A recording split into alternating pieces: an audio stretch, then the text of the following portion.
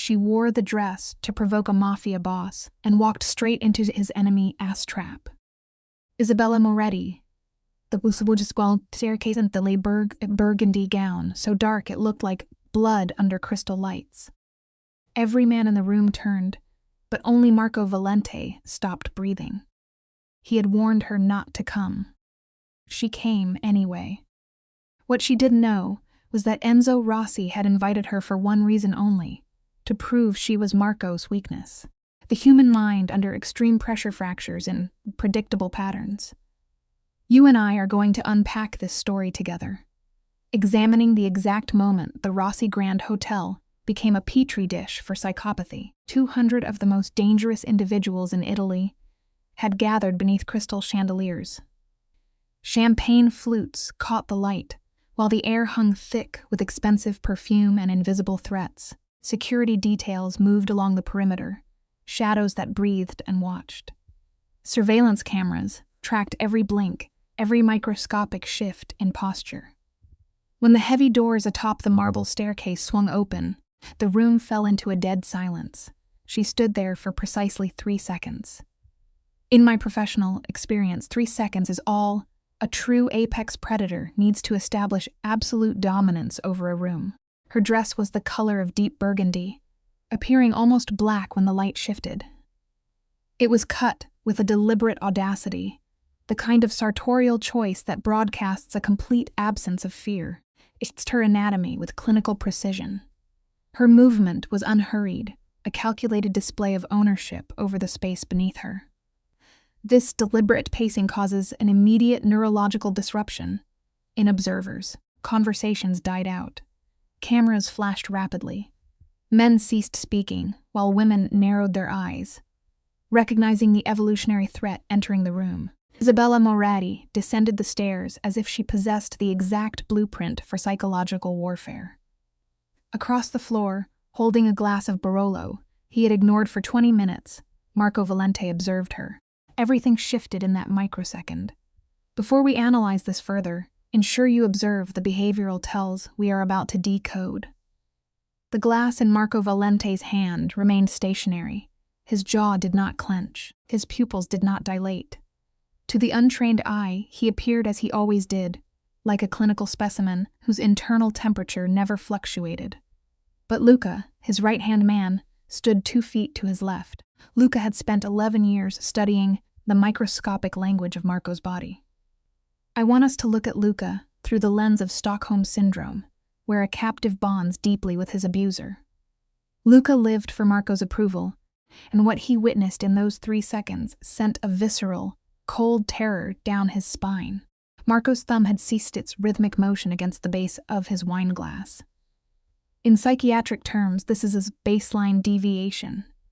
He constantly performed this slow rotation when calculating a problem. It was the singular tick he had never successfully eradicated. When the movement stopped, it signaled one terrifying reality. Something had captured his absolute fixation. Luca meticulously followed the trajectory of Marco's stare across the floor. It took him merely 2 seconds to locate her. Luca exhaled quietly, attempting to regulate his own spiked heart rate, and grasped his drink. "You know her?" Luca asked. He maintained a low conversational frequency, a survival mechanism designed to avoid triggering the predator standing beside him. Marco remained silent. Finally, he spoke. "Isabella Moretti." His vocal tone remained perfectly uniform, low, even, and surgically precise. Yet, there was an unmistakable psychological weight attached to her name that had been absent just moments before. She was not supposed to be here. Luca shifted slightly to observe him. Supposed to be, or invited to be. Marco kept his visual lock on the subject. Those are not the same question. The Rossi Gala was far from a neutral environment. Every individual present comprehended that underlying truth. Enzo Rossi, the man orchestrating this glittering spectacle inside his grandfather's hotel, was Marco's most calculated adversary. Enzo was not a common street thug driven by impulse. Enzo was a high-functioning sociopath who smiled brightly while delivering lethal threats wrapped in silk and expensive hospitality. Let us look at this piece by piece, shall we? Enzo had inherited a massive network of financial holdings, corrupt political ties, and a criminal infrastructure flowing through northern Italy like a toxic underground river. It was silent, immensely powerful, and nearly impossible to dismantle. Marco's attendance tonight was purely strategic. Refusing the invitation would have telegraphed weakness. In their ecosystem, physical presence dictates power dynamics. Absence equates to surrender.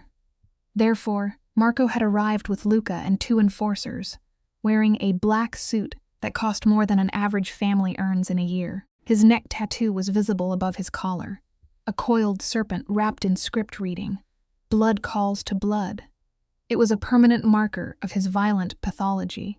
His sleeves were rolled meticulously just below the elbow, exposing dense layers of black ink that caught the ambient light with every subtle movement.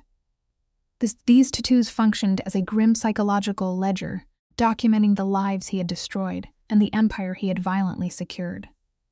Marco, a classic megalomaniac narcissist, had mentally prepared for every conceivable provocation Enzo Rossi might deploy. He had not factored in Isabella Moretti wearing that dress. She navigated the hall strolling through a serene garden, entirely unbothered by the predators circling her.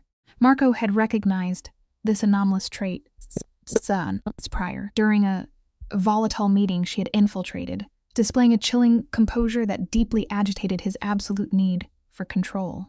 Isabella Moretti occupied the dangerous gray areas between organized crime and civilian life. Her father was a former financial architect who laundered capital for 3 distinct syndicates before vanishing into a quiet retirement.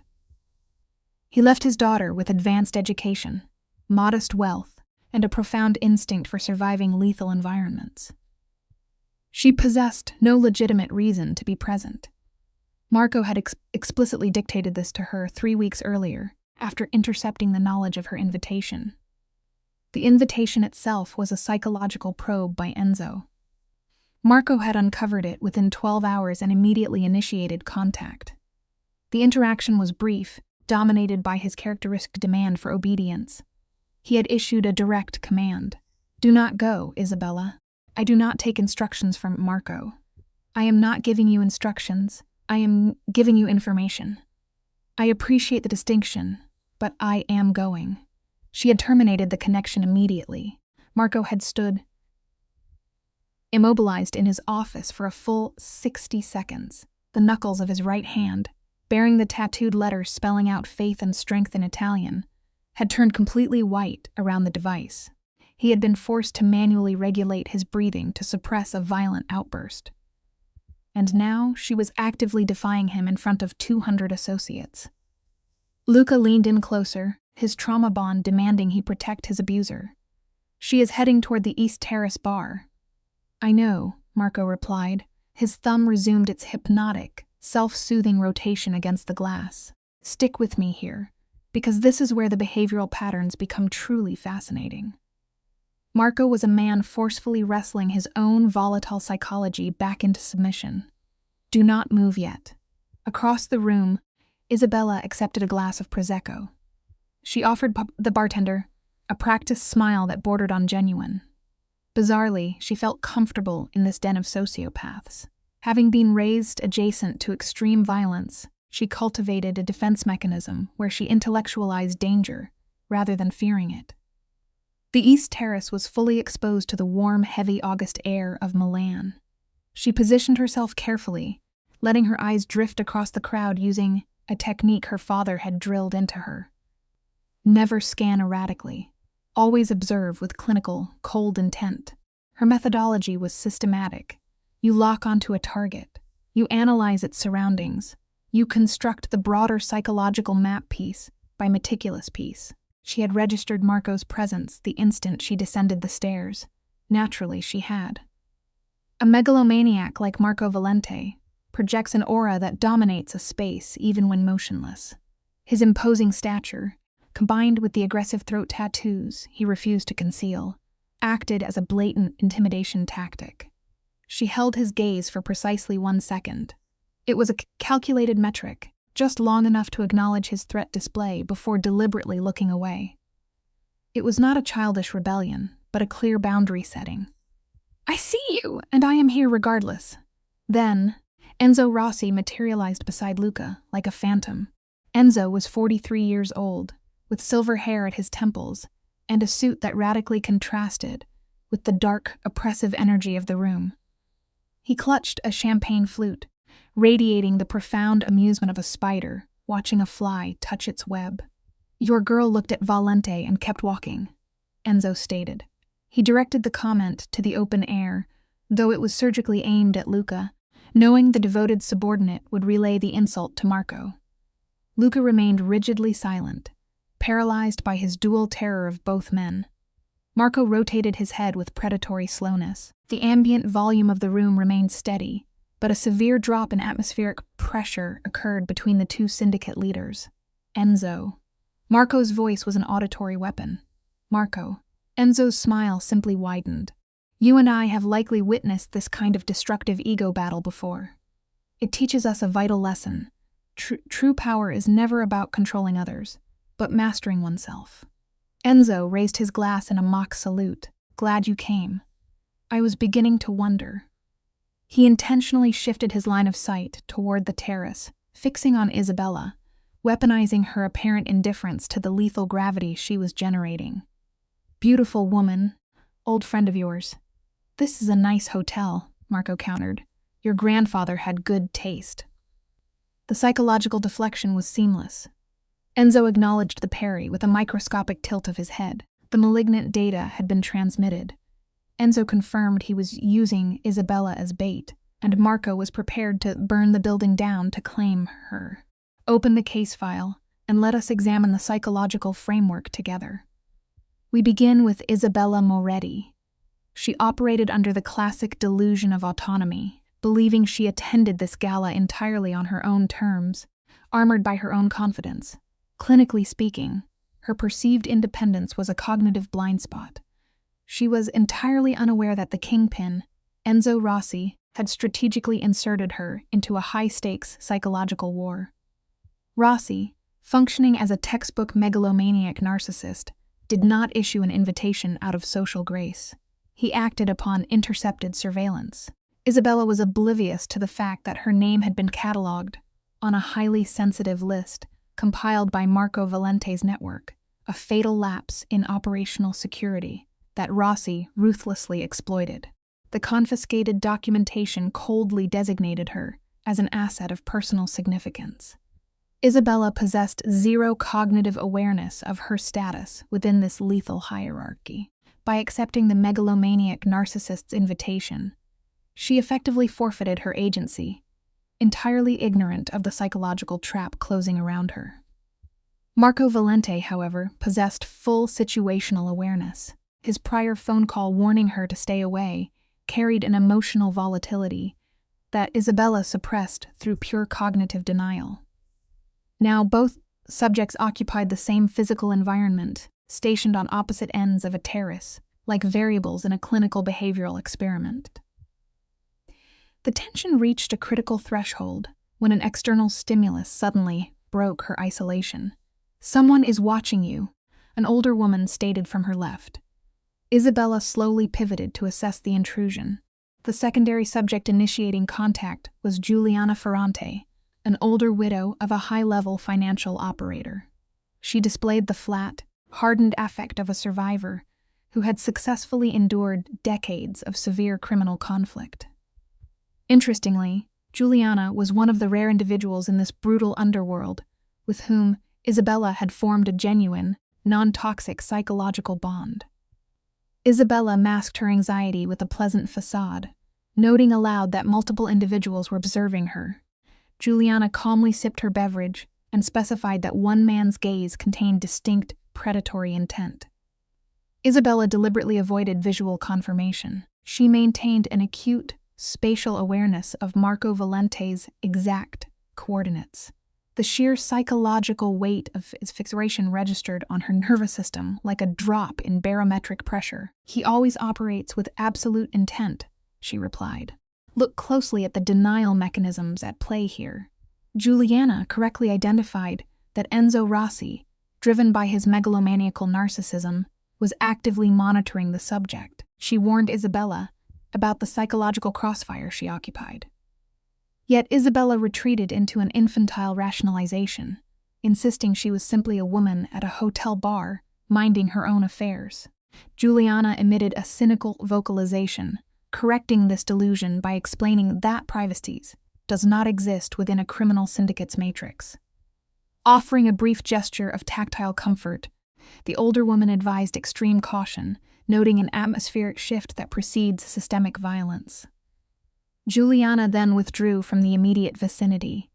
Isabella was left isolated on the terrace, desperately trying to process the suffocating, almost physical pressure of Marco Valente's unwavering visual fixation. During the initial 60 minutes, the environmental tension escalated at an agonizingly deliberate pace. Isabella engaged in performative socialization, interacting with individuals whose existences were entirely subjugated by Enzo Rossi's sprawling criminal enterprise. As she consumed more alcohol, she experienced a heightened sensory awareness of the room's shifting interpersonal geometry. Without direct visual contact, she mapped Marco Valente's spatial relocations. This peripheral tracking was an ingrained trauma response, a hypervigilant survival instinct she executed subconsciously. Marco executed 2 distinct tactical movements, adjusting his position to ensure an unobstructed line of sight without initiating direct proximity. This deliberate withholding of physical interaction was a calculated behavioral manipulation, meticulously designed to maximize her internal psychological instability.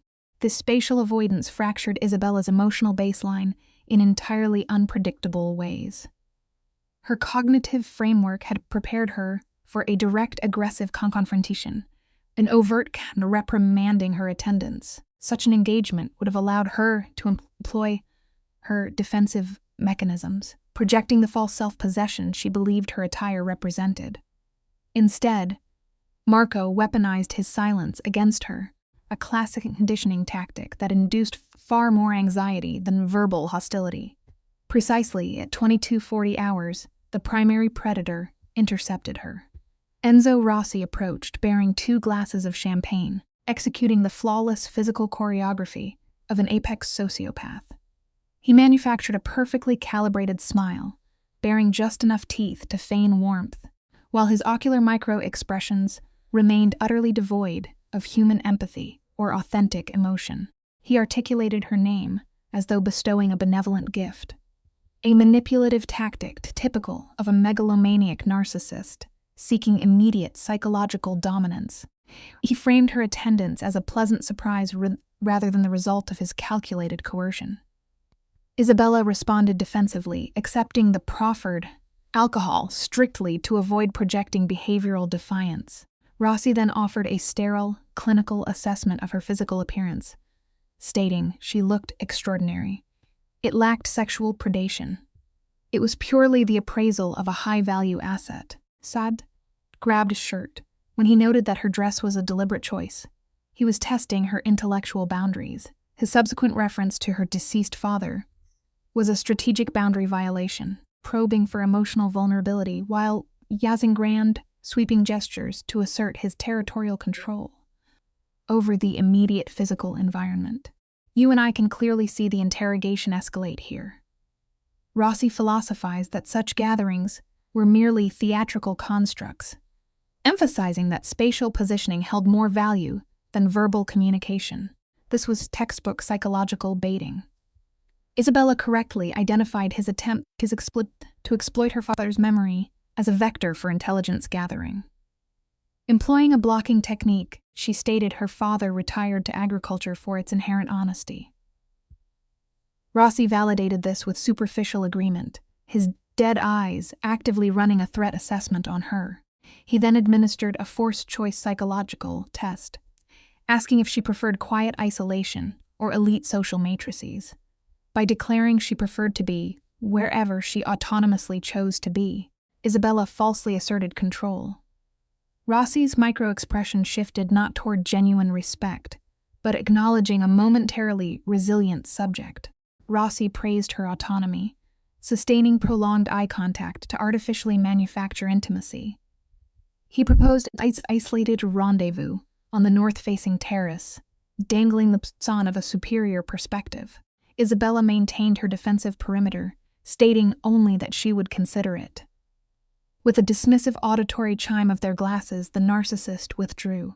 The immediate cessation of his oppressive psychological gravity caused Isabella to expel a ragged breath, her autonomic nervous system desperately attempting to regulate itself. Pivoting her stance, she visually confirmed Marco Valente, tracking her from exactly 30 feet away. His facial musculature remained rigidly paralyzed, but his optical fixation was overtly violent. Beside Marco stood Luca, materializing like a phantom. Luca observed that the kingpin had approached her directly, highlighting the severe operational significance of the act. Marco vocalized his agreement in a dangerously suppressed register. We must view Luca's response here through the clinical lens of Stockholm Syndrome. Having endured 11 years under Marco's intense psychological domination, Luca's survival instincts were entirely enmeshed with his superior's moods. He processed Marco's quiet tone as a biological alarm. Luca reported the invitation was definitively targeted. Marco interrupted, his motor functions displaying an eerie, ceremonial precision as he discarded his beverage, the serpentine ink scarring his neck briefly illuminated under the lighting. Marco bluntly deduced that Rossi had acquired the sensitive intelligence data. Luca suffered a brief paralytic shock. Marco forced him to confront reality. Rossi had identified Isabella as a critical vulnerability, executing this maneuver purely to observe Marco's volatile behavioral reaction. Luca queried his superior's intended countermeasure. Marco's hands adopted a defensive posture, curled inward but stopping short of clenched fists, an external manifestation of severe internal compartmentalization. The ink across his knuckles stood out starkly as he declared his intent to isolate the female subject for interrogation. Luca, deeply attuned to his captor's behavioral patterns, predicted her noncompliance. Marco concurred, his facial muscles twitching in a predatory imitation of amusement. He then initiated his approach. His locomotion was devoid of urgency, yet possessed an overwhelming psychological mass. The surrounding civilian population intuitively responded to his aura. Conversations fractured. As an analyst, it is fascinating to watch herd dynamics in real time. The attendees subconsciously parted for him, displaying the primal evasion instincts of prey, sensing an approaching threat. Isabella visually registered his inbound trajectory. Instead of exhibiting a flight response, she rooted her physical stance, refusing to recalibrate her facial micro-expressions. She gripped her glassware with dual points of contact, using the object to ground her surging nervous energy, while simultaneously denying him the satisfaction of observing her manual tremors. Marco terminated his approach at the extreme edge of her personal proxemics, maintaining a socially acceptable distance that paradoxically engineered profound psychological intimacy. The surrounding acoustic data functioned as an isolation barrier. They exchanged nomenclature in a monotone register. He initiated a sustained visual lock. She mirrored the behavior, refusing submissive aversion. Although her aesthetic presentation stimulated his primal drives, Marco forcibly suppressed his biological imperatives to maintain absolute focus. "You attended," he noted. "You and I have probably both witnessed this type of cognitive gridlock." She defended her presence by citing her prior declaration of intent. Marco highlighted the discrepancy between stating an intention and executing deliberate defiance. He admitted a desire for her behavioral modification. She countered by demanding validation of her autonomy. During the silence, Isabella fixated on the dense ink marking his forearms, having long since normalized these visual indicators of his criminality. Marco initiated his interrogation, noting Rossi's underlying motivation. He nearly exposed her classification as a high-value asset, but rapidly censored his dialogue. Isabella deflected the burden entirely. "It leaves us with a simple, vital life lesson. Ignoring a glaring red flag does not erase the danger. It simply ensures you will be the one caught out in the open when the storm finally breaks. Let us open this file together, you and I, and examine the precise moment the psychological warfare begins. Marco's voice dropped into a lower register, a classic physiological marker of a predator attempting to project calm while enforcing control. He warned her about the champagne, about the room, but Isabella's eyes sharpened. She refused to be reduced to a mere variable in his mental chessboard. "I do not live in his mind," she told him, taking a slow, grounding breath. "Or yours," she added. The syllable struck him, absorbed without a single twitch. "In my clinical experience, complete stillness in a volatile subject is always the most dangerous reaction. It is where they live when the stakes become absolute." "Did he invite you to the private terrace?" he asked, entirely unyielding. Something shifted behind his eyes, like a sudden drop in barometric pressure. "Do not go," he told her, repeating a previous directive. Isabella maintained an even, measured tone, a textbook de-escalation tactic. She acknowledged that Enzo had an ulterior motive, but refused to adopt the role of the helpless victim. "I am handling it," she stated, rejecting the narrative that she was simply a casualty waiting to happen. Marco stared at her for a very long time, his mind calculating probabilities. He explained that the private terrace lacked cameras and possessed 2 exits, the ideal environment for a megalomaniacal narcissist to isolate his prey. "If you go there with him, I will not follow," she countered. "I am aware of what he is." She paused, letting the silence stretch between them. "I am also aware of what you are," she added. The clinical term for her behavior is trauma bonding, though she would never admit it. She met his stare directly, tearing down his savior complex. "There is a version of this where you are not protecting me at all, Marco," she said. "You are only protecting what you consider your property." That word hit the space between them like concrete. For the very first time that night, his armor cracked, a tiny, nearly invisible tightening of the muscle just beneath his cheekbone. A micro-expression revealing profound emotional disruption. "You are not mine," he said, his voice dropping to a whisper. "No," she replied, holding her ground. "I am not." Neither broke eye contact. The tension was palpable. "But you came here anyway," he pointed out. "You came here in that dress to his room, fully aware I would be present," Marco said. "Yes," she answered. "Why?" he asked. The question lacked his usual psychological armor. It was entirely bare. Isabella watched him, letting the seconds pass, before her gaze drifted toward the chandeliers and the dangerous predators mingling below. "Because I make my own choices," she told him, "and sometimes those choices simply happen to align with your location. It is a fundamental truth of human nature. We all desperately need to believe we are the authors of our own fate." Even when walking into a cage, she turned and walked back toward the noise and the blinding lights. Marco remained exactly where she left him, paralyzed for nearly a minute. Then, Luca appeared right beside him. "How did that go?" Luca asked quietly. "You and I have probably both witnessed this kind of nervous tick in anxious patience." Marco took a fresh glass from a passing tray, refusing to answer Luca. His thumb began rotating against the crystal again, self-soothing mechanism that signaled extreme internal distress. As midnight approached, the gala entered its final, most vulnerable phase. The press was gone. The room tightened around those who remained for power, not public relations. The music slowed. Isabella had retreated to the edge of the hall, sitting near a vase of white roses. She was engaged in a perfectly pleasant conversation with a gallery curator and a theater set designer. For a brief moment, she was mimicking the behavior of a well-adjusted individual, pretending the wolves were not circling just outside her vision. It was a genuine interaction, grounded in art and reality, allowing her to rebuild the psychological walls she had walked in with. But the human nervous system is acutely tuned to the threat of a predator. She could feel Marco's focus on her, a frequency humming just below conscious hearing. Enzo's men watched her like data analysts, calculating her worth as leverage. Marco's stare was something entirely different. It felt like absolute ownership, a symptom of pathological obsession she quickly tried to repress. The theater designer, Camilla, was blissfully blind to the sociopathic undercurrents flooding the room. She suddenly looked over Isabella's shoulder with bright eyes. "Oh, who is that man?" Camilla asked. "He has been staring directly at this table for the past 10 minutes.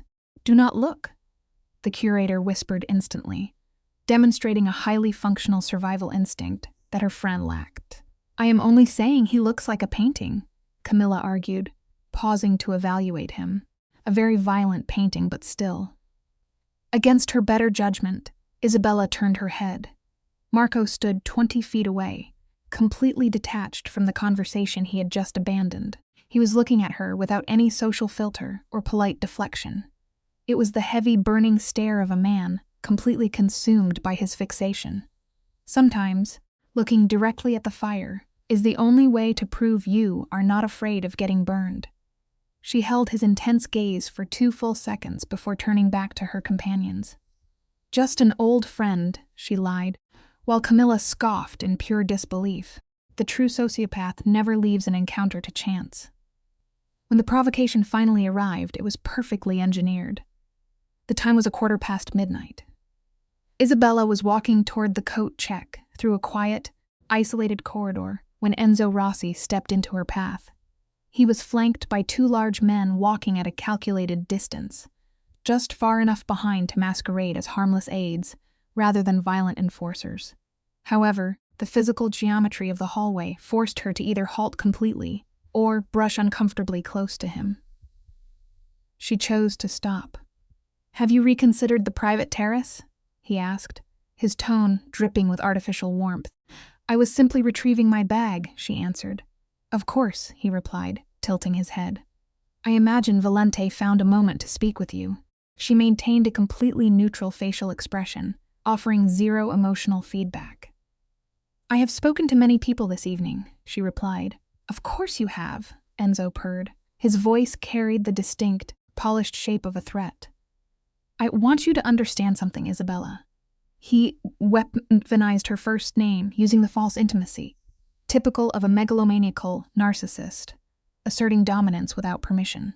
Whatever Marco Valente has told you tonight, those are his own paranoid concerns. They are not reality. He has a terrible habit of mistaking his own extreme anxiety for the objective facts of the world. "I generally make my own independent assessments," she fired back, refusing to let him rewrite her perception of the evening. "I know you do," he smiled. "That is precisely why I invited you. Pay close attention here, because this is where the psychological manipulation reaches its peak." "Your father was a brilliant man," Enzo said, stepping sideways to subtly block her exit route. He understood that loyalty in this environment is always triangulated. He balanced multiple interests with complete integrity. "My father is retired and entirely irrelevant to this conversation," Isabella stated, keeping her vocal cords completely steady. Enzo smiled again. "I only meant that you possess excellent instincts, and those instincts are wasted on a man who will only ever view you as an asset to be guarded." Suddenly, the atmospheric pressure in the corridor plummeted. Marco Valente materialized 10 feet away. He had heard the final words, and his face lacked all its usual clinical detachment. Every defensive wall Marco had built over his psyche had collapsed. He looked completely raw, a highly unusual state for a man defined by his ruthless self-regulation. The low light illuminated the dark ink staining his neck. A serpent coiled around a phrase, meaning blood calls to blood, a permanent testament to his violent conditioning. His forearms were exposed, the muscles coiled tight beneath dense layers of ink. The words demanding strength were pressed deeply into his pale knuckles. "Marco," Enzo greeted him, pivoting with the relaxed confidence of a predator who had orchestrated this exact confrontation. "Perfect timing. I was just having a word." "Luca," Marco commanded, his voice cold and flat, refusing to pull his eyes away from Isabella for even a fraction of a second. Luca materialized from the shadows, stepping smoothly between Enzo and the open hallway. He executed this physical block with such precise courtesy that it almost looked polite. a beautiful example of nonviolent behavioral control. You have an important guest waiting on the South Terrace, Luca informed Enzo smoothly. He has been asking for you by name. It was a complete fabrication, but an incredibly elegant one. Enzo recognized the lie and accepted the exit route, because megalomaniacs abhor losing public composure, and Enzo Rossi never caused a scene in his own territory. "Excuse me," Enzo murmured, giving Isabella one last meaningful look. "Think about what I told you." Once Enzo vanished, Marco closed the distance between them in 3 massive strides. "Are you all right?" he asked her quietly. "I am perfectly fine," she assured him. "Nothing happened." "I know," Marco replied. He scanned her face with absolute, unshielded intensity, reading her micro-expressions the way a dying man reads a final letter. "What did he say before I walked in?" he demanded. She did not look away. "He implied that your intense concern for me is simply a form of psychological control," she stated. "He said you only see me as a useful asset." A flash of genuine agony crossed Marco's face, the sharp sting of a wound, before the brain fully registers the damage. "He said that purely to make you doubt my intentions," Marco argued. "I know exactly why he said it," Isabella countered calmly, "but that does not mean he is wrong." The silence that followed was suffocating, stripping away the lies they usually hid behind. We are watching a deeply damaged man trying to articulate an emotion he has spent his entire life suppressing. "I have a list," Marco confessed slowly. "My people compiled it. Individuals who..." He choked on the sentence, his jaw locked. His hands remained rigid at his sides. "People who I consider critical to protect." "You are on that list." "A list," she repeated. "Of your assets?" He stared at her, fighting a brutal internal war between his conditioning and his desperate need for her to understand. "No," he finally answered, "not assets. People who..." He stopped again, the brilliant strategist suddenly unable to find the words. "People I cannot bear to lose." The hallway fell completely silent. The ultimate tragedy of the human condition is that the very people who terrify us most are often the ones holding our hearts. Let us open this case file together and examine the exact moment the subject's armor fractures. It was the silence between Marco's words that revealed his psychological distress.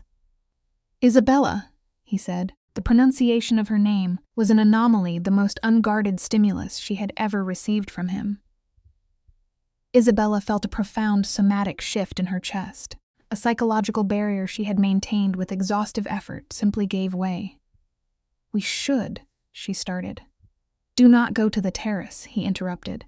"Do not go anywhere alone tonight. Not because I am managing you, but because Enzo invited you to weaponize your presence against me, and I." The vocalization ceased, then restarted with visible agony, as if extracting the words from a repressed trauma center. "I cannot be strategic about this. I have tried for 3 hours and failed. You in this room, in that dress, talking to him." He stopped. The resulting silence was clinically dense. "What?" Isabella inquired softly. His eyes met hers, storm gray and utterly static. For this singular moment, his defensive mechanisms were disabled. "I cannot watch him look at you," Marco stated, "and feel nothing." Her respiratory rate faltered. "Marco, I know," he continued. "I know what your cognitive response will be, that it is not my domain to manage, that I lack the right."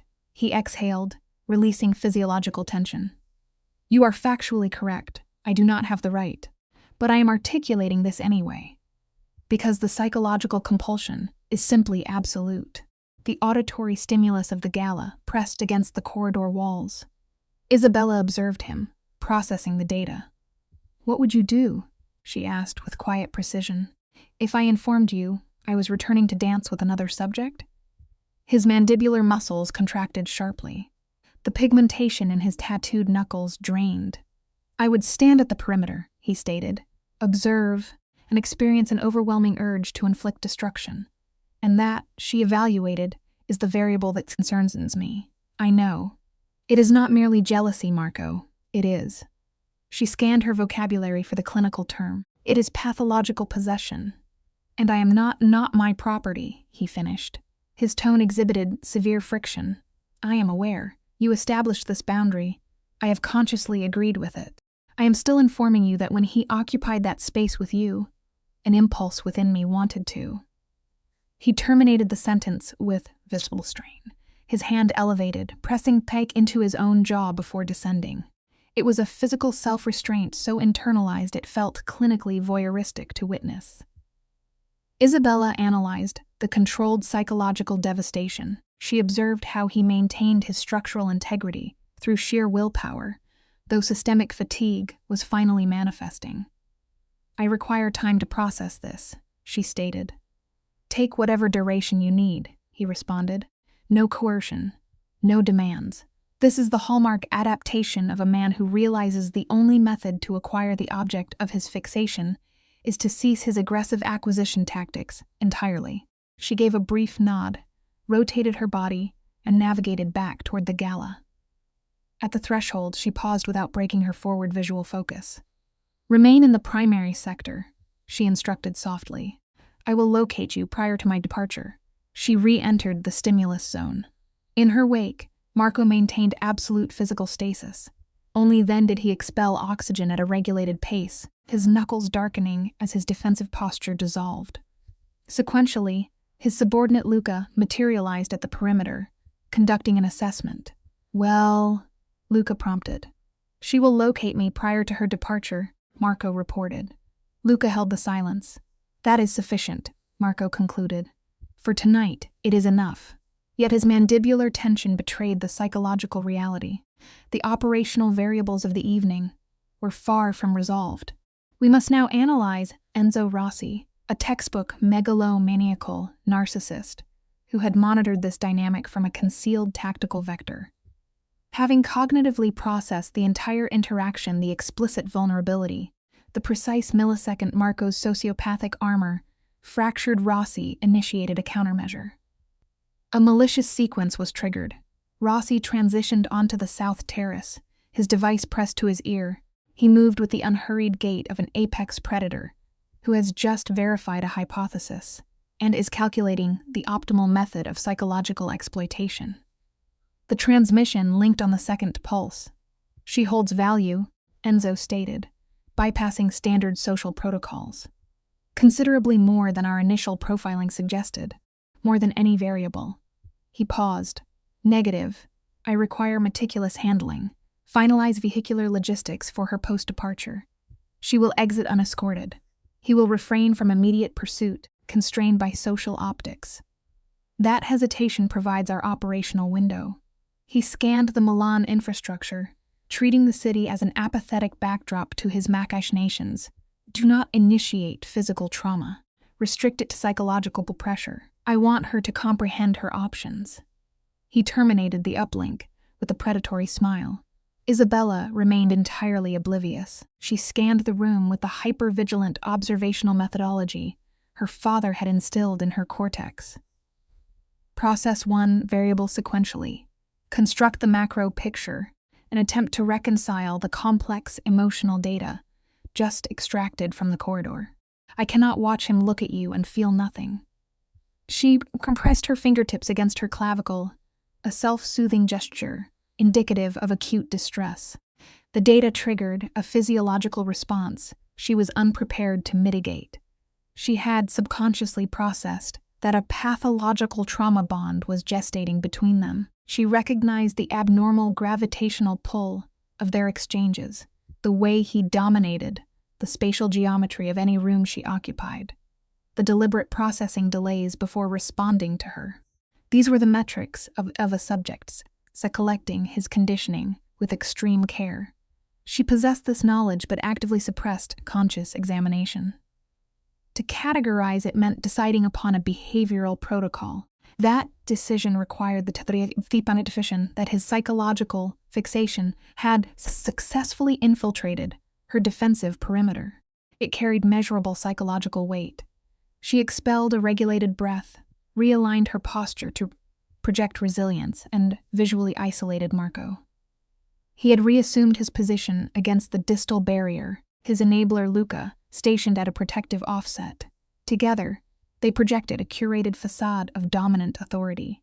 His visual focus was directed elsewhere. He was deliberately restricting his gaze, from intersecting her coordinates, a tactic of psychological deprivation, which paradoxically amplified her awareness of his fixation. She initiated a vector toward the bar to procure water, aiming to regulate her nervous system before re-engaging him. The operative distributing liquids was an unknown variable, a substitution from the previous hour. He was pouring dark fluid over ice when a female subject abruptly penetrated Isabella's proximal space. The subject appeared in her mid-30s, enveloped in garments calculated to evade memory encoding. "Isabella Moretti?" the operative vocalized. Isabella affirmed. "Mr. Rossi transmits his formal regrets. He wishes to provide your logistical extraction this evening. The infrastructure has degraded, and he has mobilized transports for his associates."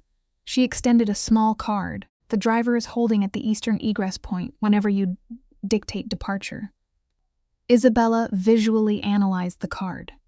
An acute drop in physiological temperature cascaded through her nervous system. She had inhabited sufficient hostile environments and decoded enough subtextual threat matrices to recognize a meticulously constructed trap presenting itself in the camouflage of social etiquette. She shifted her focus upward to dissect the operative's micro-expressions. "I acknowledge the offer," she stated with clinical detachment. She deposited the card without further optical scrutiny. She then navigated calmly, devoid of panicked acceleration, on a direct trajectory toward Marco. His visual cortex registered her approach immediately. He had been conducting continuous surveillance, using the threat detection subroutine Zhang's mind never disengages. When her vector altered, a realignment occurred within his processor. He allocated absolute attention to her presence. She halted within his proximal zone. "An entity attempted to manipulate my transportation logistics," she reported. His facial musculature maintained rigid stasis, originating from Rossi's structure, an unrecognized female asset, Eastern extraction node. The predatory stillness, defining Marco's baseline, instantly transmuted into a lethal variant, a measurable psychological shift to absolute zero. The enabler, Luca, had already evacuated the radius, utilizing stealth mechanics to dissolve from Marco's periphery. Marco processed this through subconscious spatial tracking. "You are rejecting the hostile transport," Marco stated. It was a diagnostic conclusion, not a query. "I am not intellectually deficient," she responded, referencing their prior confrontation. "Negative," Marco validated. "You are not." He subjected her to a sustained visual analysis. "I possess a secure vehicle. I am cognizant of your assets. It will transport you to any coordinate you designate." He injected a calculated pause. "That includes locations isolated from my presence, should your psychological comfort require it. I am not requesting isolation." The tissue beneath his tattooed knuckles contracted. "I am not attaching behavioral conditions to this extraction." She locked her gaze onto his. "Let us examine the next phase of this psychological dance." "Acceptable," she confirmed. A micro-expression rippled across his face, rapidly suppressed by his nervous system. Her study of his behavioral patterns allowed her to classify it as profound psychological relief. They did not initiate extraction immediately. An abrupt departure would broadcast a signal of retreat, which Enzo Rossi would catalog as a successful manipulation of their stress responses. Consequently, they maintained their spatial coordinates. For 30 minutes, they navigated the environment independently, bound by an altered geometric tension. It was an unspoken recalibration of their mutual threat perimeter. Luca reinserted himself into Marco's radius at 12:40 hours. The transport at the eastern node is registered to a shell entity integrated into Rossi's logistical network, Luca reported quietly. "Looking at the clinical notes from that night, you and I can see the exact moment the psychological chessboard was set." Luca reported the driver's criminal record and the 2 hidden men at the east entrance. Marco did not react with panic, but with the cold calculation typical of an apex predator. He ordered the cars to the west entrance in 10 minutes. Keeping Isabella safe, he told Luca to document the east entrance rather than engage. Across the room, Enzo Rossi stood by the piano, basking in the nervous adoration of his peers. Enzo displayed classic megalomaniacal narcissism, feeding on the anxiety of others. Marco simply watched him. The lesson here is simple. True power never announces itself. It observes, it documents, and it waits for the perfect moment to strike. Marco noted that Enzo tried to use Isabella, his voice terrifyingly devoid of emotion. In forensic behavioral terms, this flat effect indicates a state of hyper-focused lethality. Luca straightened up immediately. Luca's unquestioning obedience is a fascinating manifestation of Stockholm Syndrome, a deep trauma bond, where the subordinate anchors to the authority of his captor. At 10 minutes to 1 in the morning, Isabella walked toward the west entrance. Marco intercepted her with a smooth precision that looked like a mere coincidence. But Enzo was watching. To a narcissist, no movement goes unnoticed. Isabella felt Marco beside her, her nervous system physically realigning to his presence, drawn to the safety of his shadow. She did not lean toward him, but her body language abandoned its defensive posture. Marco quietly instructed her to take his second car and go wherever she pleased, deliberately removing himself from her immediate vicinity. When she asked why he was staying away that night, he hesitated. In my years analyzing criminal minds, this kind of hesitation reveals a crack in the armor. They moved down the cooler, dimly lit corridor, leaving the overwhelming auditory stimulation of the Gala behind them. The quiet offered a brief, clinical honesty. Marco admitted that the night had been simply too much. It is a rare phenomenon for a man accustomed to absolute control to admit sensory and emotional overload. It teaches us that even the thickest walls we build cannot block out everything. He told her she needed space from his intensity, a deeply uncharacteristic display of empathy from a mind usually wired for dominance. The sheer honesty struck her physically. He gently urged her to get in the car and go home so they could have a real conversation later, far away from the psychological theater Enzo had constructed. She stopped in the dim corridor, taking in the violent gallery of his tattoos. The serpent, the ink on his arms, the letters on his knuckles. These were not mere decorations. From a psychiatric standpoint, permanently marking. Skin is a way to reclaim agency, a public declaration of a rigid identity. She reminded him of his own claim that he could not feel anything. People often lie to themselves to survive their own minds. Let us pause and examine her next move. Isabella asserted her autonomy, stating she attended the gala by her own choice, but confessed the dress was a calculated signal meant for him. Marco remained unnervingly still. She clarified that this did not make her his property, but rather highlighted her own cognitive dissonance and confusion over her desires. Marco offered her the time to process this internal conflict, promising to accept whatever boundary she established, even if it meant remaining exactly as they were.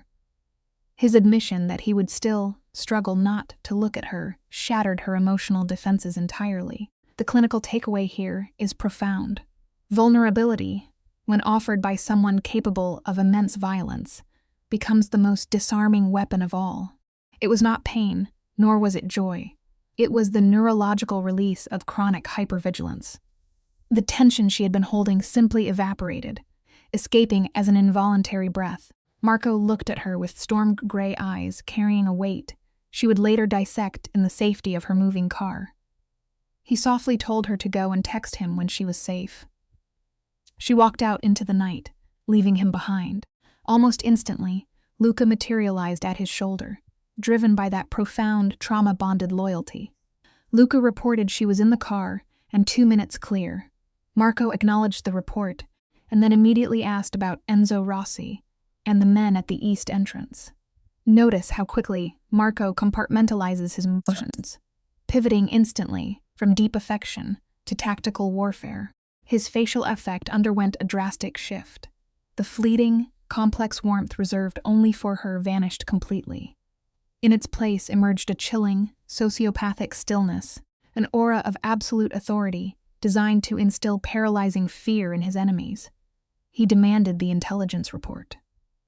Over the next 40 minutes, Luca's operatives executed a flawless data-gathering operation. They uncovered the shell company, background checked the driver, identified the men at the east entrance, and traced a phone call Enzo made from the terrace. They mapped out the duration and recipient, mathematically dissecting Enzo's narcissistic need for control. We often forget that criminals do not rely on chaos to succeed. The most dangerous minds operate with the precision of a surgeon. The operation was clinically methodical, a hallmark of Marco Valente's psychological profile. He operated on the principle that information is the scalpel, while violence is merely a blunt instrument of last resort. He refused to re-enter the Gala, understanding the power of an unseen presence. By leaving his car parked outside, he transmitted a silent, terrifying message to Enzo. He forced the megalomaniac to agonizingly recalibrate his entire strategy. At 15 minutes past 1 in the morning, Marco felt his phone vibrate. It was a message from Isabella, confirming she was home. He stared at those 2 words, allowing his tightly wound nervous system a microsecond of relief before typing a single word in reply. It is amazing how much weight one small word can carry in the dark. She replied by asking how he was doing. Standing in the quiet corridor of the hotel, his aggressive tattoos starkly visible against his black suit, he paused to analyze his own internal state, a rare exercise in self-awareness for a man in his position. He typed back that he was complicated and trying to figure something out. She echoed his sentiment, and they exchanged goodnights. Marco pocketed the device, shutting down the emotional channel, and ordered Luca to move out. When Luca asked about Rossi, Marco coldly stated the retaliation would come soon. They stepped into the streets of Milan, swallowed by the indifferent, continuous glow of the metropolis. The world keeps moving, completely oblivious to the silent wars being waged by the predators walking among us. Sitting in the back of his car, Marco watched the city lights bleed across the glass. His mind replayed the visual data, the burgundy dress on the stairs, the quiet corridor, and the profound psychological relief of finally verbalizing a truth he had suppressed for years. He mentally traced the ink on his neck, the permanent reminder that blood always calls to blood. He recognized an impending paradigm shift. Something had to change.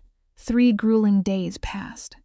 In the paranoid, high-stakes environment Marco controlled, 3 days of absolute radio. Silence is a psychological warfare tactic. It forces an opponent's mind to cannibalize itself, imagining every possible consequence.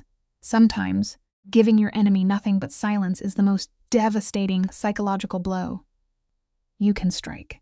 Marco continued to run his empire with mechanical precision. His tattoos remained prominently displayed in every meeting, visual anchors of intimidation. To the outside observer, his behavioral baseline remained unchanged, but Luca, hyper-attuned to his boss through that intense Stockholm-style dependency, noticed the subtle shifts and wisely kept silent. The retaliation against Enzo was being systematically engineered. Marco's team dissected the shell company and the men at the east entrance. Enzo's political insulation was too thick for a direct strike, so Marco employed weaponized patience. You and I know that in the criminal underworld, impulsivity gets you killed. The true masters of the game, and that revenge is a dish, best served, not just cold, but meticulously documented. Enzo's narcissistic delusion led him to believe the Gala was a tactical victory. Marco was systematically dismantling that delusion. On the second day, Enzo sent a highly manipulative, polite message requesting a meeting. Marco instructed Luca to mirror the tone perfectly, while offering absolutely zero commitment, a classic countermeasure against a megalomaniac trying to regain control. On the third day, Isabella called. Marco answered almost instantly. She confessed she had been thinking, and his immediate, assured response proved their intense cognitive mirroring. They were experiencing a shared psychological loop. Through the receiver, he analyzed the background noise, deducing she was outside. Connection often thrives not in what we say, but in the ambient spaces we share. He heard the wind and the distant, muffled pulse of the city. She asked to meet in a neutral environment, actively avoiding any territory marked by Enzo, Zoe, or his associates. She selected a modest restaurant near the Navigli. From a security standpoint, it was brilliant. Tables spaced widely enough to prevent eavesdropping, entirely stripped of political weight. Marco had never been there, meaning it was entirely her domain. He agreed to 7 o'clock and arrived 5 minutes early, securing a table with a clear vantage point over the canal. His presentation had shifted. He still wore his armor, the signature black suit, but the collar was open, the jacket quickly discarded. He was consciously lowering his physical defenses, signaling a willingness to be vulnerable. His tattoos were entirely exposed in the golden light. The serpent on his neck, the harsh letters across his knuckles gripping the glass. He had ceased masking his true nature, presenting himself as the apex predator he undeniably was. Isabella arrived at exactly 7. Her attire was stripped of the theatricality of the gala. It was simple, authentic, and completely uncalculated, which, paradoxically, made a far deeper psychological impact. She sat across from him, and they simply studied each other in silence. In clinical analysis, we call this a highly charged baseline establishment. Neither wanted to break the heavy, undeniable tension. When he finally tried to compliment her, she stopped him with a faint smile, demanding they talk first. Boundaries are the foundation of any real connection.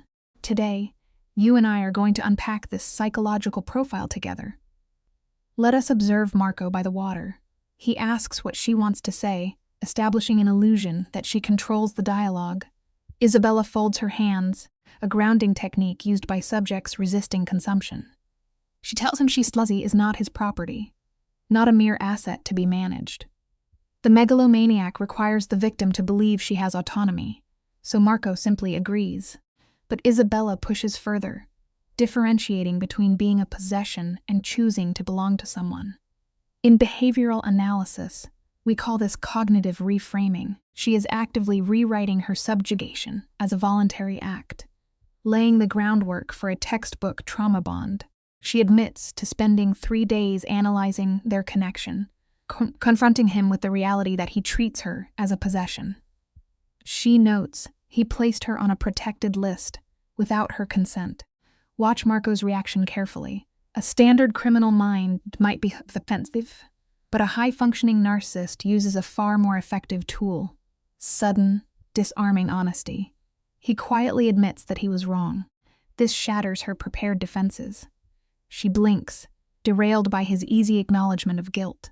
He presses his hand to the table, an anchor of faux vulnerability, and confesses that he was actually protecting his own feelings, rather than her. To the untrained eye, this looks like a breakthrough. To a forensic psychiatrist, it is a masterclass in emotional manipulation. He elaborates, stating he was shielding himself from the psychological cost of losing her. He abruptly stops, creating a perfectly timed silence. Isabella watches him, trying to decode his features. She asks when he realized this. He traces it back 3 days, giving her the credit for his revelation. He tells her she was right. This is a vital stage in captive bonding. By validating her intellect, the narcissist makes the victim feel uniquely powerful. The evening light dances on the water below, creating an atmospheric lull that lowers her heart rate. Isabella insists she does not want to be on a list. Marco confirms she is not. When she asks what she is, the silence stretches. The predator is letting the tension build, forcing her to lean deeper into the psychological trap. He answers, framing her as someone he wants in his life on her own terms. Notice his calculated phrasing. He is presenting the illusion of a democratic partnership. Isabella points out the shift in his approach, and he smoothly agrees. When she asks what this life entails, Marco pauses. He is not hesitating. He is calibrating the exact dosage of reality to feed her. He describes ordinary dinners mixed with a world of dangerous edges. He promises to consult her before acting, warning her that he will be terrible at it but will try. You and I have seen this 1,000 times in maximum security wards. It is the false confession of imperfection, designed to build trust, and it works flawlessly. Isabella responds with warmth, her rational defense mechanisms completely subverted by his apparent honesty. He agrees he will be catastrophically bad at this new dynamic, prompting a genuine, unguarded laugh from her. She promises to think about it. What follows is a phase of profound normalization. They share a dinner that feels remarkably mundane, discussing books and travel. For a megalomaniac, this performance of domesticity is crucial. He sits in the warm light, his gang tattoos, the serpent at his collar, the ink on his knuckles, all exposed. But to her, they no longer register as the armor of a violent predator. They just look like Marco. This is the physiological peak of Stockholm Syndrome. The victim visually sanitizes the very threat that holds her captive. By the time they stand at the water edge to watch the evening fade, the clinical transition is complete. She says his name. Isabella gives him her yes. She immediately attaches a condition, insisting she is a person making a choice, not protected property. She threatens to leave if he reverts to his old behavior. Marco meets her gaze, absorbing her ultimatum with perfect calm. He acknowledges the weight of her words, stating that the mutual cost of this agreement proves its reality. It is a stunning display of psychological mirroring. He reflects her desire for meaning back to her. She nods, sealing the contract. Here is the simple life lesson you learn studying these cases. The most unbreakable prisons are those where the captive believes they hold the key. She feels she has negotiated her freedom, totally blind to the fact that she has merely decorated the interior of her own cage. Marco exhibits the controlled relief of a man executing a long-term psychological strategy. He echoes her agreement. 12 days later, we see the true nature of the pathology she just bound herself to. The conflict with his rival, Enzo, is terminated, not with loud violence, but with a cold, systemic dismantling. Marco weaponizes financial records, surveillance data, and regulatory documents, executing a bloodless assassination of his enemy's entire operation. Political allies suddenly vanish. Backroom conversations occur where Marco's silent commands are obeyed without question. This is the duality of the megalomaniac. He can sit softly by the water, playing the vulnerable companion, while simultaneously orchestrating absolute ruin from the shadows. Isabella is now tethered to this machine. Let us examine the methodology of a true apex predator. Enzo Rossi's syndicate did not suffer a violent collapse. In my 20 years interviewing organized crime bosses, I can tell you that overt brutality is often the mark of an amateur. Instead, Marco orchestrated a quiet, clinical suffocation. Supply lines withered, partnerships dissolved overnight. Marco delivered a precise ultimatum. Isabella Moretti was entirely off-limits. If Enzo even looked at her, his financial infrastructure would be exposed to the public.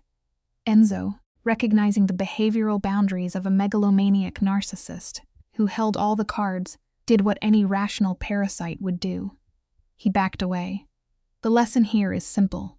True power does not need to scream. It only needs to whisper, a consequence so absolute that defiance becomes impossible. He severed contact with Enzo, a classic isolation tactic. When Marco revealed his maneuver to Isabella, he waited an entire week to ensure his psychological perimeter was secure. Picture this scenario. They were seated on her terrace.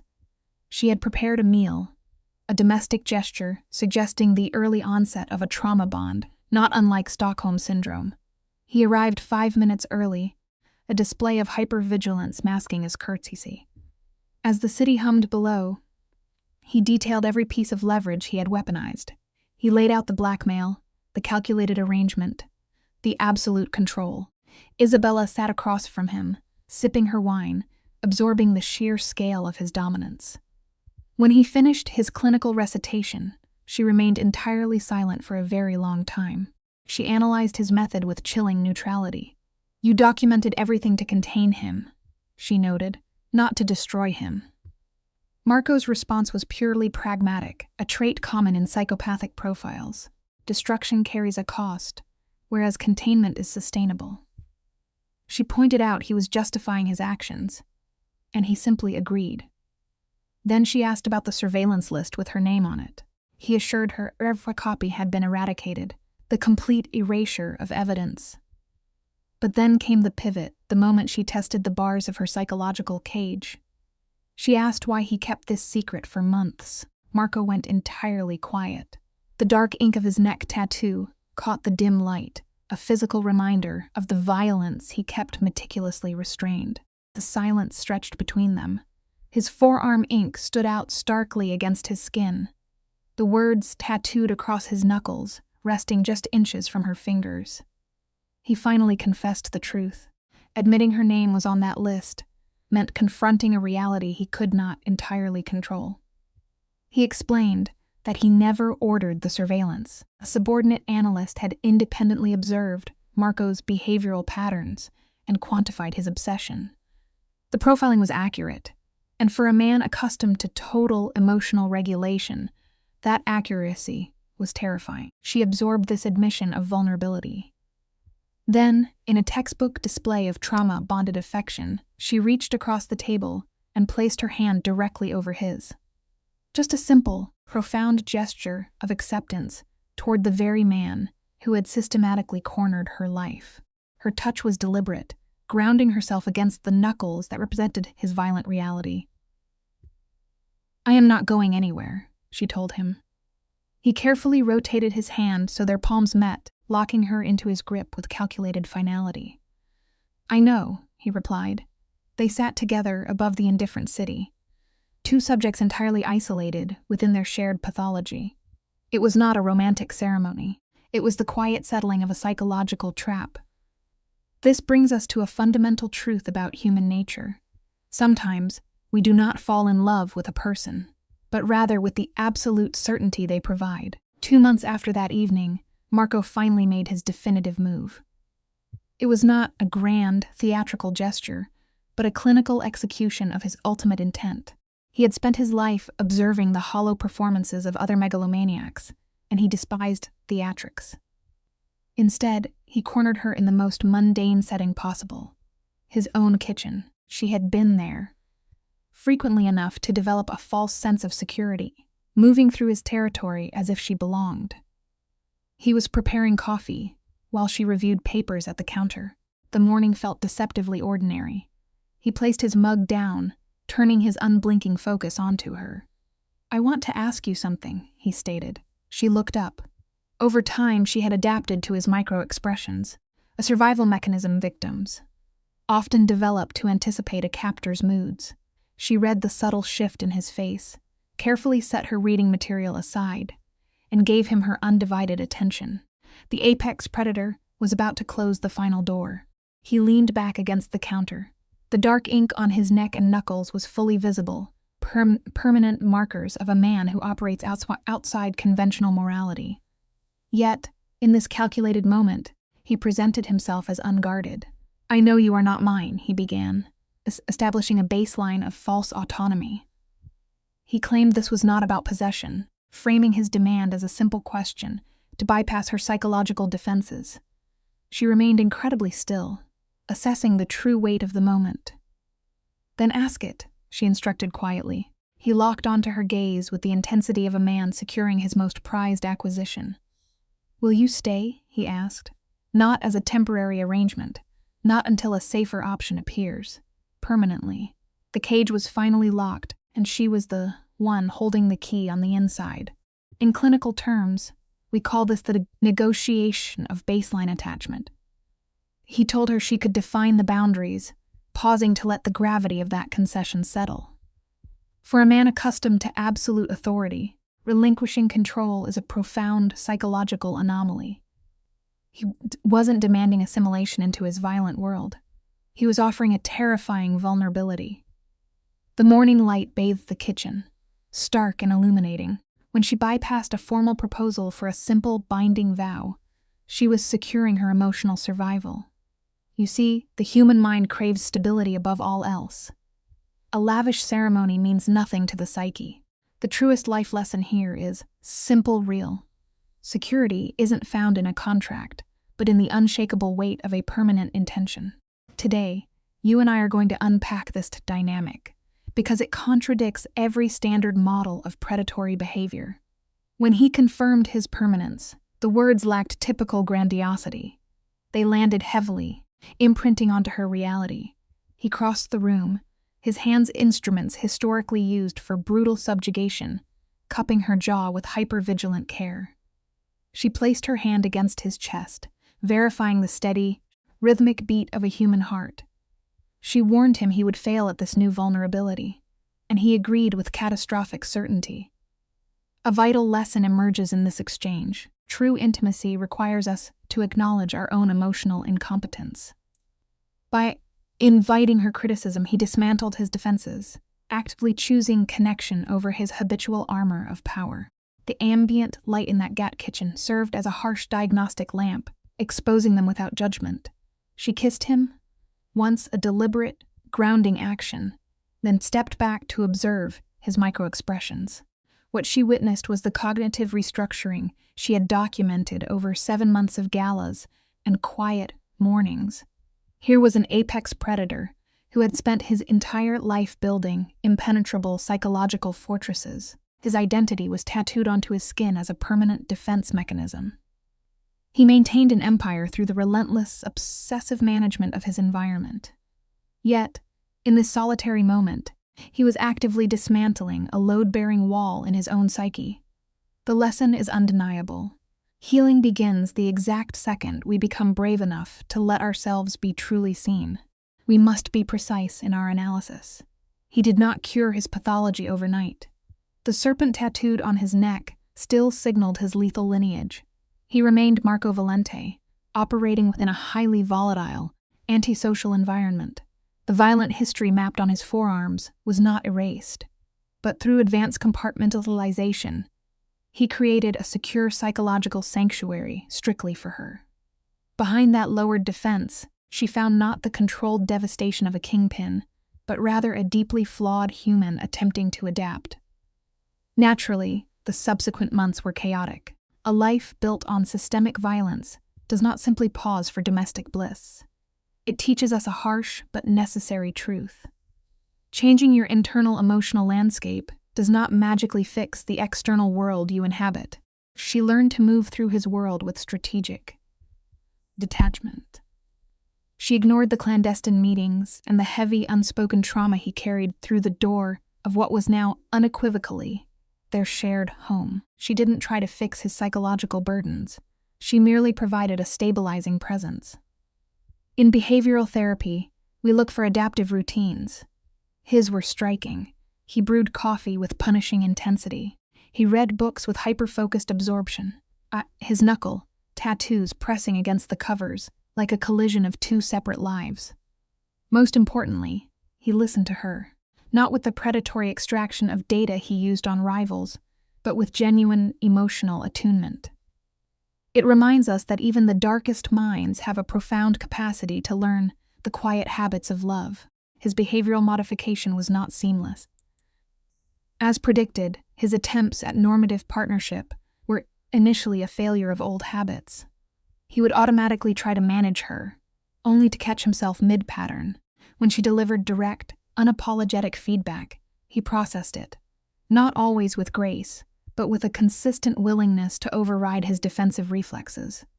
This was no fairy tale. It was a grueling case study in relational survival, which is frankly the only kind that matters. Months later, as the crisp October air cooled the city below his terrace, she initiated a critical dialogue. She asked him to explain the ink on his skin. Here lies an essential life lesson. If you want to understand someone's current actions, you have to bravely ask them to read you their scars. She had delayed the inquiry, sensing the psychological weight of the topic. The evening's isolation provided perfect clinical safety. He stared at his own forearms, analyzing his physical form through her non-judgmental lens. To a behavioral analyst, these tattoos are a literal roadmap of a subject's trauma history. He presented his right arm, revealing dense script, bridging the sacred and the profane. A quote from Dante, translating to the middle of life's journey. He had branded himself with this during his ascensions to power. At 31, a heavy existential marker of lost innocence. The lesson we can draw from this is profound. We all carry the weight of our defining choices. Some people just choose to wear their heaviest most transformative moments where the whole world can see them. She traced the ink, offering tactile validation of his history. He then revealed a geometric symbol, a tribute to an uncle murdered when Marco was 17. This was a classic post-traumatic anchor, embedded so he would confront his grief during every violent transaction. The letters on his knuckles spelled faith and strength.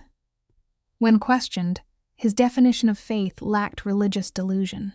He framed it as the cognitive endurance to move forward, despite absolute uncertainty, a survival mechanism vital in his trade. Stick with me here, because his philosophy reveals a powerful truth. True resilience isn't about having all the answers, or seeing the final destination. It is the raw courage to keep taking the next step in the dark, trusting that your internal compass is pointed toward home. The serpent on his neck bore the motto that blood calls to blood. Initially, this was a fatalistic cognition, the grim belief that his violent origins were an inescapable psychological prison. But watch the cognitive shift happen right here. He actively reframed this trauma marker, suggesting instead that the things holding true value will inevitably gravitate toward you. When she laughed a raw, uncalibrated sound that echoed over the city, it disrupted his neurological baseline. The Mafia kingpin, a man defined by rigid violence and hypervigilance, was completely disarmed. It serves as a beautiful reminder for us. You can spend your entire life building impenetrable walls to keep the pain out, but those same fortresses cannot stop the light from eventually finding a crack in the stone. As he observed her joy, he experienced a physiological sensation he had suppressed for 37 years. In clinical terms, his long-standing alexithymia, the inability to identify and process emotions, was rapidly dissolving. He finally recognized the feeling, allowing it to imprint onto his psyche. 3 weeks later, the verbalization occurred. It lacked the theatrical staging common in manipulative personalities. They were simply walking along the canals on a brisk Sunday when her casual words shattered his remaining filters. Without any strategic calculation, risk assessment, or psychological management, he confessed his love. There is a profound lesson in his surrender. The most authentic human connections do not require a perfect, managed script. They demand only absolute honesty. She halted her momentum, anchoring him with direct eye contact. She took in the visual data of the man before her, the lethal neck ink, the knuckle letters demanding faith, stripping away the mythology until only the raw truth remained. When she calmly confirmed she already knew, she revealed her own acute diagnostic abilities. She had successfully profiled his emotional state months prior during a high-tension encounter at a gala.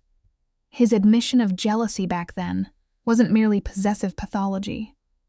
It was the fracturing of his emotional isolation. She had simply been waiting for his conscious mind to catch up. This teaches us something vital about patience. Sometimes, loving someone deeply means holding a safe mirror and quietly waiting for them to finally recognize their own beautiful reflection. He processed her timeline with a rare lack of defensiveness. When she returned the confession, the words did not detonate like the crises he managed daily. Instead, they settled into his nervous system like a heavy, stabilizing anchor. His physical approach was entirely non-coercive, requesting proximity rather than demanding it, a radical departure from his authoritative conditioning. She stepped into his space, solidifying this permanent reality against the backdrop of the moving city. Yet, as winter eventually closed in, we observe him back in his natural habitat. Standing in his high-security office, the psychological walls were fully reactivated to manage his lethal empire. The lesson here is grounding. True peace is not the absence of the war around you, but finding a quiet, secure sanctuary within it. He pondered that old trauma mantra, blood calling to blood. He realized the most critical variables in his life were the ones he never actively controlled. His lieutenant Luca entered to deliver operational data.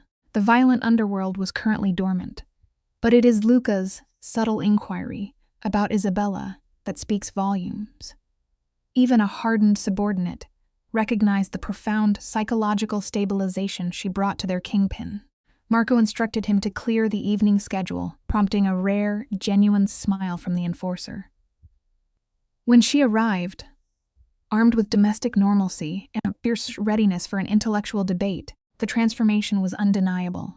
It leaves us with a vital truth.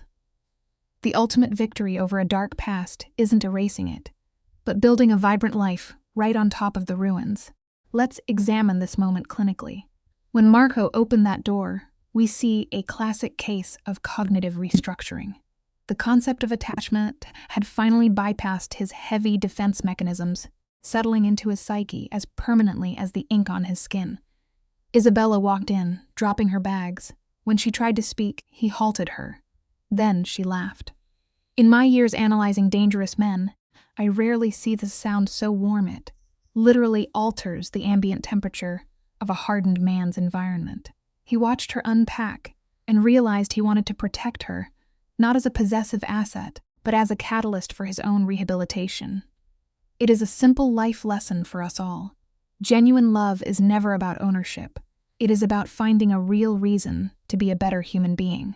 Leaning against the counter, Marco demonstrated a rare breakthrough in his behavioral pathology. He confessed she was right about a certain dress she wore. He finally understood.